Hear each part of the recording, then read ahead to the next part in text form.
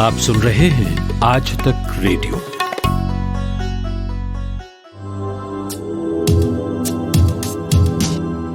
कोविड-19 का डर शुरुआत में इतना फैला कि मैसूर के लोगों ने आसपास के जंगलों के ढेर सारे पेड़ काट दिए ताकि वहां बेट्स यानी चमगादड़ न आए और चमगादड़ कोई नुकसान न पहुंचाएं, क्योंकि माना गया था कि चमगादड़ों से ये बीमारी फैल रही है।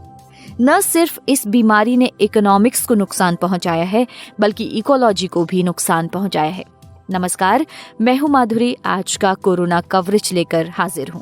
इस पॉडकास्ट में हम देश दुनिया से कोरोना से जुड़ी अपडेट्स आपके लिए लेकर आते हैं। बहुत सारी खबरें होती हैं जिनमें हम रिसर्च की बात करते हैं और कोरोना के आंकड़ों पर भी बात करते हैं। आज हम क्या क्या बात करेंगे मैं आपको बता देती हूँ। आज हम एंटीबॉडीज की बात करेंगे, जो हम कई बार कर भी चुके हैं। क्या कोरोना वायरस के लिए बनने वाली एंटीबॉडी देर तक नहीं टिकती हैं, ये आज हम बात करेंगे। इसके अलावा हम कोरोना वायरस का टेस्ट कब करवा लेना चाहिए ये जानेंगे और एक रोबोडॉग की बात करेंगे। और आखिर में होगी कोरोना की जंग जीत चुके शख्स की कहानी, उन्हीं की जुबानी।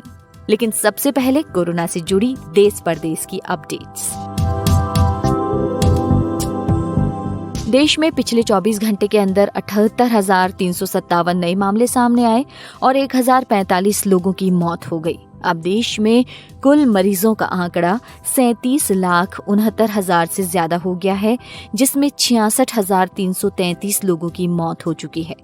विश्व में कोरोना वायरस संक्रमितों की संख्या बढ़कर 2.55 करोड़ के पार हो गई है और इस महामारी की चपेट में आने से अब तक 8,56,000 से ज्यादा लोगों की मौत हो चुकी है।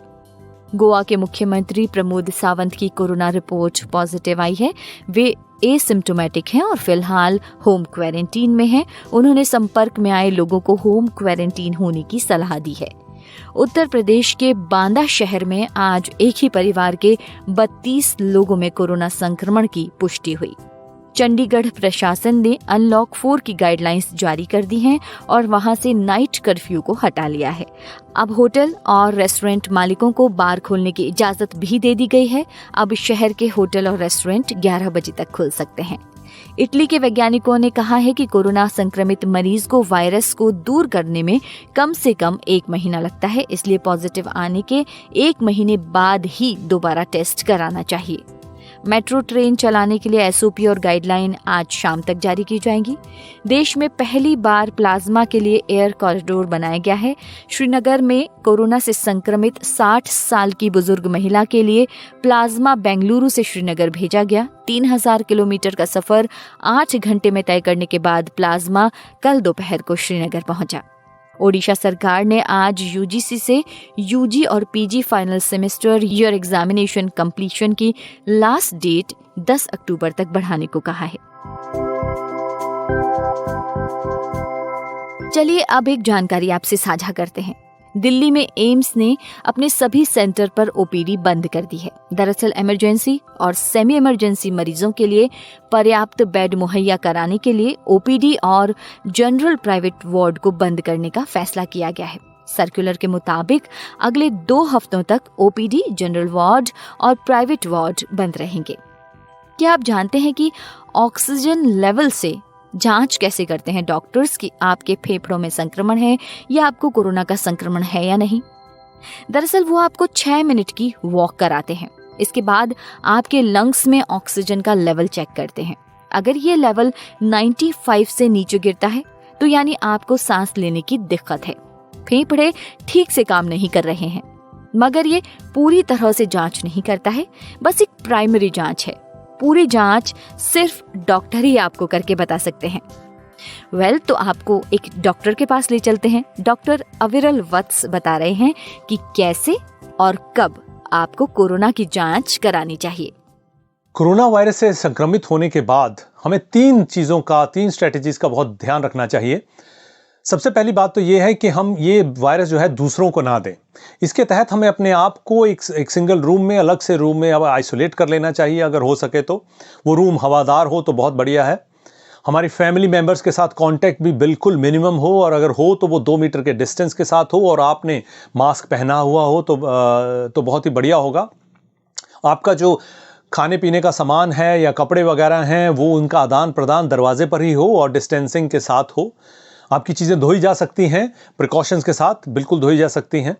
उसके बाद बात आती है कि आप अपना ध्यान कैसे रखें, मेंटल हेल्थ का ध्यान कैसे रखें। उसमें अगर आप कोई पॉजिटिव चीज़ें करें, अच्छा पढ़ें, सोशल मीडिया से दूर रहें, नेगेटिविटी से दूर रहें, ताकि आपका जो दिमाग है वो पॉजिटिविटी में ही लीन रहे। आप कुछ किताबें पढ़ सकते हैं, जो चीज़ें आपको पसंद आती हैं वो कर सकते हैं, कुछ लिखना कर सकते हैं। ये जो आपके शौक वाली चीज़ें हैं वो आपके मस्तिष्क को तंदुरुस्त रखेंगी। आप अपने फैमिली से, दोस्तों से फ़ोन पर वीडियो चैट के थ्रू बातचीत जारी रखें। और अगर किसी भी तरह की कोई परेशानी आपको दिमाग में भारी हो रही हो तो उसके बारे में ज़रूर किसी न किसी से बात ज़रूर कीजिए। ये आपकी मेंटल हेल्थ के लिए बहुत ज़रूरी है। उसके बाद प्रश्न आता है कि हम फिजिकल हेल्थ का ध्यान कैसे रखें। उसमें डाइट का सबसे एक बात आती है कि हम डाइट में क्या खाएं। आप जो नॉर्मल हेल्दी आप खाते हैं तो उसको हेल्दी रखिए। अब हेल्दी डाइट की जो डेफिनेशन है वो आपको इधर उधर बहुत जगह मिल भी जाएगी, लेकिन उसमें अगर आप कहें कि अदरक, हल्दी या शहद जो है, ऐसी चीज़ें जो देसी नुस्खों वाली चीज़ें हैं, या आपके जो सिम्टम्स होंगे, जो खांसी होगी या बुखार होगा या और ऐसे सिम्टम्स होंगे, उनको सुकून दे सकती हैं। ये चीज़ें आप खा सकते हैं, लेकिन इनका कोई प्रमाण नहीं है कि ये कोरोना के अगेंस्ट काम करती हैं। लेकिन हाँ, इनकी कोई खाने की मनाही भी नहीं है। तो आप हेल्दी डाइट अपनी रेगुलर खाइए, टाइम पे खाइए, एक रूटीन में खाइए। दूसरा है कि आप कमरे में भी हों तो किसी ना किसी तरह का व्यायाम, एक्सरसाइज ज़रूर कीजिए। चाहे आप कमरे में चहलकदमी करें, स्ट्रेचिंग कीजिए, और ये रूटीन के साथ कीजिए। आपके सोने का, उठने का, दिन का जो काम करने का होगा उसका भी एक रूटीन बना के रखिए, ताकि आपको एकदम नॉर्मल लगे कि आपकी ज़िंदगी जो है वो नॉर्मल चल रही है। ये चीज़ें फिजिकल हेल्थ के लिए बहुत ही ज़रूरी हैं। उसके बाद बात आती है कि ऐसे कौन से लक्षण हैं जिनको देखकर हम हॉस्पिटल की हमें सलाह ले लेनी चाहिए या हमें नेक्स्ट स्टेप कर लेना चाहिए। अगर आप एक ऑक्सीमीटर खरीद सकते हैं या आपके पास है तो उसकी आप यूज़ कीजिए। वो अपने उंगली पर लगाकर आपकी बॉडी में ऑक्सीजन का क्या लेवल है वो बताता है। वो अगर 95% से ऊपर रह रहा है तो आप सेफ हैं। अगर वो 95% से नीचे रह रहा है और कंटिन्यूसली रह रहा है, कई रीडिंग्स ली हैं, आपके कमरे में लाइटिंग बहुत ज़्यादा तेज़ नहीं है, आपके नाखूनों पे नेल पॉलिश वगैरह नहीं लगी हुई है, ऐसे कारण नहीं है, लेकिन आप अगर रिपीटेड रीडिंग्स ले रहे हैं और उसके चलते रीडिंग 95 से कम हो रही है तो एक कारण है आपका हॉस्पिटल से सलाह लेने का। अगर आपके पास ऑक्सीमीटर नहीं है तो आप, अगर जैसे खाना खाते हुए आपको सांस चढ़ रहा है, आप किसी से बात नहीं कर पा रहे हैं, आपको सांस चढ़ रहा है, सीढ़ियाँ ऊपर नीचे चलते हैं सांस चढ़ जाता है, लेकिन आप बैठ जाते हैं तो आपका सांस थोड़ा ठीक हो जाता है, तब ठीक है। लेकिन अगर वो ठीक नहीं हो रहा है तब आप हॉस्पिटल की सलाह ज़रूर लीजिए। 5-6 दिनों बाद आपका जो बुखार है वो बिल्कुल टूट नहीं रहा है, वो कम नहीं हो रहा है, हालांकि आप पैरासीटामोल ले रहे हैं, तब आप डॉक्टर की सलाह ज़रूर लीजिए। या फिर आपको रिस्क फैक्टर्स हैं, आपको डायबिटीज़ है, आपको लंग की बीमारियां रही हैं जिसके चलते आप हॉस्पिटल में एडमिटेड रहे हैं, कैंसर की बीमारी है, मोटापा बहुत ज़्यादा है, ये रिस्क फैक्टर्स हैं जिसके चलते आपको हॉस्पिटल की सलाह ले लेनी चाहिए। शुक्रिया डॉक्टर वत्स, आपने ठीक से सुना जो भी डॉक्टर साहब ने कहा। इन सब बातों का ध्यान रखना ही है, और अगर कुछ भी ज्यादा लगे तो डॉक्टर के पास जाना है। लेकिन जब हम लोग अस्पताल जाते हैं अपना कोई चेकअप कराने, तो डॉक्टर या नर्सेज क्या करते हैं? सबसे पहले बताइए, हमारे वाइटल ऑर्गन्स की जांच करते हैं, जैसे हमारे शरीर का तापमान कैसा है, ब्लड प्रेशर हाई है या लो है। तो अगर अब आपसे ये कहा जाए कि ये सारे काम एक रोबोट के बाएं हाथ का खेल है, और वो भी 2 मीटर की दूरी से, है ना मजेदार बात? और जानना चाहते हैं ना आप इसके बारे में, तो मेरे साथ खुशबू है, मेरी साथी, उनसे जानते हैं। खुशबू, बताओ ना, इस रोबोट का नाम क्या है, ये कैसे काम करता है? तो माधुरी जी, इस रोबोट का नाम है स्पॉट, और इसे बनाया है MIT यूनिवर्सिटी के बॉस्टन डायनामिक्स ने। इस रोबोट को एक हैंडहेल्ड डिवाइस की मदद से कंट्रोल किया जाता है। इसे ऐसे समझ सकते हैं कि जब बच्चे रिमोट कंट्रोल कार चलाते हैं और वो जो डिवाइस यूज़ करते हैं अपने हाथों में उसे कंट्रोल करने के लिए, ठीक वैसा ही इस रोबोट के लिए हैंडहेल्ड डिवाइस बनाया गया है। शोधकर्ताओं ने दिखाया है कि ये रोबोट दूर से ही लोगों के शरीर के तापमान और सांस लेने की दर जैसे महत्वपूर्ण संकेतों को माप सकता है। इस रोबोट के ऊपर 4 कैमरे लगाए गए हैं। एक कैमरा इंफ्रारेड है और बाकी के 3 मोनोक्रोम कैमरे हैं। जो इंफ्रारेड कैमरा है वो चेहरे पर त्वचा के तापमान को मापता है। फिर एक एल्गोरिदम के मुताबिक शरीर के मुख्य तापमान के साथ चेहरे की त्वचा के तापमान का आकलन किया जाता है। तो इस तरह से ये रोबोट हमारे शरीर के तापमान को मापता है। अब ये रोबोट हमारे सांस लेने की दर को कैसे मापता है? ये काम भी इंफ्रारेड कैमरे की मदद से होता है। जब मास्क पहनने वाला मरीज सांस लेता है तो उसकी सांस लेने से मास्क के तापमान में भी बदलाव आता है। तो ये इंफ्रारेड कैमरा इस तापमान के बदलाव को मापता है, जिससे शोधकर्ताओं को सांस की दर या ब्रीदिंग रेट का अनुमान लगाने में मदद मिलती है। ये एल्गोरिदम कैमरे और रोगी के बीच की दूरी को भी ध्यान में रखता है, ताकि माप अलग अलग मौसम में अलग अलग दूरी से लिया जा सके। ये सिर्फ इसलिए ताकि हर परिणाम सटीक हो। अब पल्स रेट और ऑक्सीजन का लेवल कैसे पता करता है ये रोबोट? जब हीमोग्लोबिन हमारे ब्लड वेसल की मदद से शरीर के अलग अलग अंगों तक पहुंचता है तो इस पूरी प्रक्रिया में हमारे खून के रंग में कुछ बदलाव होता है। इन बदलाव को 3 मोनोक्रोम कैमरों की मदद से मापा जाता है, जो 3 अलग अलग तरंग यानी वेवलेंथ 670, 810, 880 नैनोमीटर की रोशनी को फिल्टर करते हैं। फिर एक एल्गोरिदम के हिसाब से ऑक्सीजन लेवल और पल्स रेट का पता चलता है। शोधकर्ताओं का कहना है कि अब वे कोविड-19 लक्षणों वाले रोगियों में इसका इस्तेमाल करने की योजना बना रहे हैं और उन्हें उम्मीद है कि ये नई खोज स्वास्थ्य कार्यकर्ताओं द्वारा सामना किए गए जोखिम को कम कर सकता है, जो कोविड-19 के लक्षणों वाले लोगों का आकलन करते वक्त रहता है। इस रोबोट के पास एक टैबलेट भी है, जिसकी मदद से डॉक्टर मरीजों से उनके लक्षणों के बारे में पूछ सकते हैं, वो भी एक कमरे में ना होने के बावजूद। शोधकर्ताओं का सुझाव है कि इन रोबोटों का इस्तेमाल अस्पताल के कमरों में भी लंबे समय तक किया जा सकता है। आज तक रेडियो अब सुनिए आज तक की मोबाइल एप्लीकेशन पर भी। प्ले स्टोर से आज तक की मोबाइल ऐप डाउनलोड करें। ऐप में आपको सबसे ऊपर राइट साइड में 3 आइकन दिखेंगे। उनमें से एक जो सबसे बीच में है वो है आज तक रेडियो का आइकन। तो उसे उंगली से ज़रा सा छू दीजिए और खुल जाएगा हमारा पिटारा, जिसमें क्या है, न्यूज़ तो हर जगह है, पर हमारे यहाँ न्यूज़ है सही कॉन्टेक्स्ट के साथ। खबर तो आ गई, पर खबर से आगे की बात क्या है, उसका एनालिसिस आपको हमारे यहाँ मिलेगा। और इस ठिकाने पर सिर्फ खबरें ही नहीं हैं, ज्ञान की बातें हैं, मज़ेदार किस्से हैं, बतकही है और भी बहुत कुछ है, जिसका स्वाद लेने के लिए इस गली के चक्कर लगाते रहें। आज तक रेडियो कहते हैं इसे, सुनता है सारा जहां। और अब बात करते हैं दिल्ली के सीरो सर्वे में आए इम्यून रिस्पॉन्स की। पिछला सीरो सर्वे जो अगस्त में किया गया था, उसमें लोगों ने कैसे कैसे रिस्पॉन्ड किया। पहले सर्वे में किसी की एंटीबॉडीज बनी थी, तो दोबारा हुए सर्वे में उन्हीं लोगों को जब जांचा गया तो उनमें वो एंटीबॉडीज नहीं मिल पाई। आखिर ऐसा क्यों हो रहा है?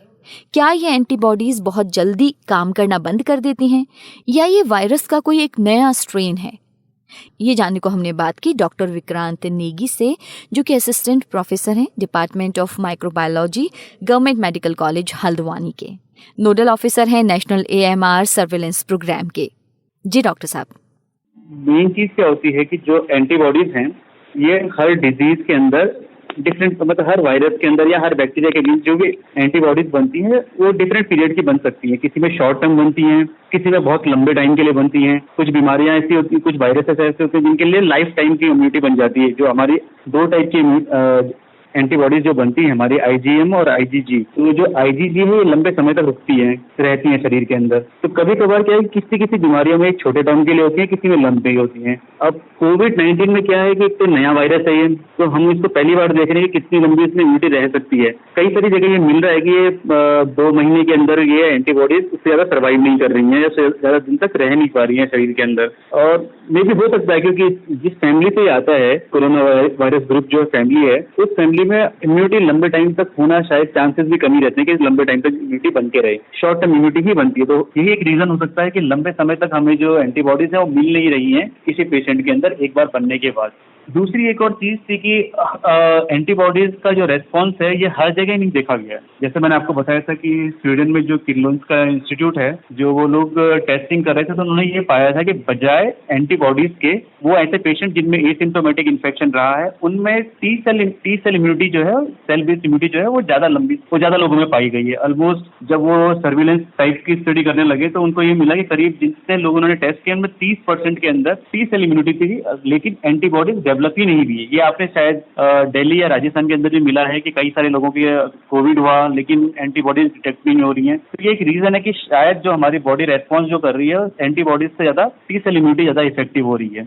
और क्या हम ये कह सकते हैं कि री इन्फेक्शन भी इसी कारण हो रहा है लोगों में? री इन्फेक्शन बिल्कुल हो सकता है, ये भी एक रीजन हो सकता है कि ज्यादा लंबे समय तक हमारे अंदर इम्यूनिटी नहीं बन रही है। और दूसरा रीजन ये भी हो सकता है कि जो ये वायरस है नोवेल कोरोना वायरस, इसमें म्यूटेशन काफी ज्यादा है। हमें कई सारे इसके म्यूटेंट्स मिल चुके हैं, इनमें जेनेटिक वेरिएशन आ रही हैं। तो जहाँ पे ये म्यूटेट करेगा तो जो हमारी इम्यूनिटी बनी है वो एक्चुअली स्पेसिफिक होती है, बहुत ही स्पेसिफिक होती है हमारी इम्यूनिटी। जो एंटीबॉडीज बनती है वो पर्टिकुलर प्रोटीन या पर्टिकुलर एंटीजन के लिए बनती है। अब जैसे वो म्यूटेट करेगा तो कुछ नया एंटीजन बनेगा, तो जो पुरानी वाली एंटीबॉडीज है शायद काम ना करें, तो इस कारण से री इन्फेक्शन होने के चांस होते हैं। और दूसरा ये भी है कि लंबे टाइम तक इम्यूनिटी नहीं बन रही है, जहाँ एंटीबॉडीज कम हुई या खत्म हो गई उसके बाद री इन्फेक्शन भी हो सकता है। ये एक रीजन हो सकता है। जी, जनरली एंटीबॉडीज कितने टाइम तक के लिए बनती हैं? जैसे आपने कहा 2 तरीके की होती है, एक लंबे वक्त के लिए रहती है, एक शॉर्ट टर्म के लिए रहती है। तो क्या जो दूसरी बीमारियां इस सीजनल फ्लू है उसमें इम्यूनिटी शॉर्ट टर्म के लिए बनती है? हमेशा शॉर्ट टर्म ही बनती है। जैसे मैंने बात की थी कि एक आईजीएम और आईजीजी 2 मेजर टाइप की एंटीबॉडीज हमारी बनती हैं किसी भी डिजीज के होने पे। तो आईजीएम आपकी बड़ी जल्दी बनती है, बड़ी जल्दी खत्म हो जाती हैं, ये आपको रैपिड रेस्पॉन्स देती हैं। उसके बाद क्या होता है, जहाँ आईजीएम कम होने पे, यानी कि जैसे कोविड के केस में है कि 14 दिन के बाद क्या है, आईजीएम कम हो जाएगी और आईजीजी डेवलप होना शुरू हो जाती है। और ये आईजीजी हर बीमारी में देखे तो लंबे समय तक रुकती है, मगर कितने लंबे समय तक ये रहेंगी ये हर डिजीज का अलग अलग है। किसी में ये कुछ सालों तक रहती हैं, किसी में ये लाइफ टाइम तक रहती हैं आईजीजी, और किसी बीमारियों में किसी वायरस के अगेंस्ट ये कुछ ही महीने में खत्म हो जाती हैं। तो शायद जो कोरोना वायरस की अभी तक की जो स्टडी चल रही है इंडिया के अंदर, जो अभी तक हमारे रिजल्ट मिले, स्टडी तो नहीं, जो रिजल्ट मिले हैं उसमें यही लग रहा है कि बहुत लंबी इम्यूनिटी या बहुत लंबे टाइम तक आईजीजी नहीं रह पा रहा है बॉडी में। जी, और क्या ये पर्सन टू पर्सन भी डिफर करता है? लाइक किसी के अंदर ज्यादा एंटीबॉडीज बन जाती हैं या किसी के अंदर कम बनती है, रिस्पॉन्स जो होता है ह्यूमन बॉडी का? बिल्कुल हर आदमी का जेनेटिक मेकअप डिफरेंट होता है, हर आदमी का रहन सहन डिफरेंट होता है, हर आदमी की इम्यूनिटी या उसका खान पीन के कारण उसकी इम्यूनिटी डिफरेंट होती है। तो बिल्कुल ये हो सकता है कि इम्यूनिटी ये मतलब होता है कि immunity person to person vary करती है, इम्यूनिटी ये antibodies person to person vary कर सकती है, लेकिन बहुत ज्यादा डिफरेंस नहीं रहेगा अनटिल अनलेस कोई इम्यूनो कॉम्प्रोमाइज्ड है तो। और अब कोरोना की जंग जीत चुके शख्स से मिलवाने की बारी है। इनका नाम है रवि पाठक। मुंबई में रहते हैं, डायबिटिक थे और कोरोना से संक्रमित हो गए। इनको क्या क्या तकलीफ हुई और कैसे इन्होंने इस पर जीत हासिल की, उनकी कहानी उन्हीं से सुनते हैं। मई और जून महीने में मैं अपने प्लांट में ड्यूटी करता था और उसी दौरान मैं 26 जुलाई को मुझे हल्का जब आया घर पे तो सर में दर्द था और फीवर टाइप का हो रहा था।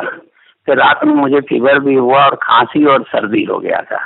फिर दूसरे दिन मेरे पूरे बॉडी में बहुत ज्यादा पेन होने लगा, सर दर्द होता रहा और पेन होता रहा। फीवर तो रात में ही खत्म हो गया, लेकिन खांसी और सर्दी कंटिन्यू 3-4 दिनों तक था।